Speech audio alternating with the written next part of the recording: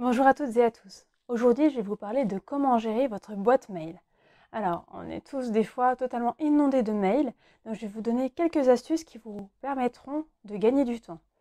Tout d'abord, je vous conseille de faire un premier tri en consultant vos mails et en sélectionnant les mails qui ne vous intéressent pas, les promotions, les newsletters, dont vous n'aurez pas forcément le temps ni l'envie de les lire. Donc vous les sélectionnez et vous les supprimez. Ça vous fera déjà de l'espace et en plus, vous irez beaucoup plus vite pour le classement des autres mails. Ensuite, je vous conseille de créer des libellés dans votre boîte mail, donc des dossiers en fait, où vous pouvez ordonner selon les étapes à faire par exemple. Je vous conseille par exemple de faire le premier dossier à traiter, ou alors avec le sigle ASAP, as soon as possible, donc à traiter aussi vite que possible. Un deuxième dossier où vous regrouperez les documents qui doivent être, enfin les demandes qui doivent être traitées dans un certain délai, mais voilà, il faudra aussi penser. Il y a le dossier urgent en 1, le dossier qui peuvent à peu près attendre en 2. En 3, je vous conseille de créer le dossier en attente ou en cours. Ici, vous glisserez tous les mails pour lesquels vous attendez une réponse ou pour lesquels il y a une démarche qui est lancée et qui n'a pas encore abouti. En 4, je vous conseille soit de créer un dossier à classer, ce qui veut dire que vous reviendrez après dans ce dossier pour reclasser, soit de créer un dossier à lire.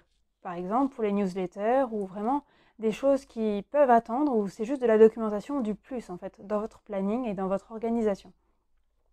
Alors, je vous conseille toutefois que lorsque votre mail est traité et qu'il n'y a plus d'action à faire, de le classer directement. Ça vous économise du temps et de l'énergie parce que du coup, vous l'aurez fait dès que vous êtes dessus, plutôt que de devoir revenir, comme je disais, dans un dossier à classer. Et là encore, le rechercher, le déplacer, modifier un libellé, etc.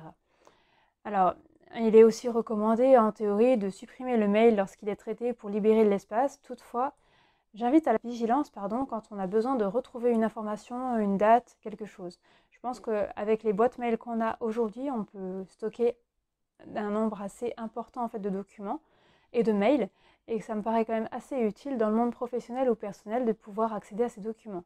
Sachant qu'il y a une barre de recherche dans la plupart des boîtes mail qui vous permettent de taper l'adresse mail d'une personne, son nom, le nom d'une entreprise ou des mots-clés qui vous permettront de retrouver le mail en question. Parce qu'on peut totalement avoir oublié dans quel dossier on a classé son mail en fait, et pour éviter de perdre du temps, donc il y a ces recherches qui existent. Ensuite, pour le monde professionnel, vous avez différentes façons de classer vos mails. Soit par fournisseur, alors on peut faire un ordre alphabétique, ou alors mettre les fournisseurs les plus importants et un dossier fournisseurs divers.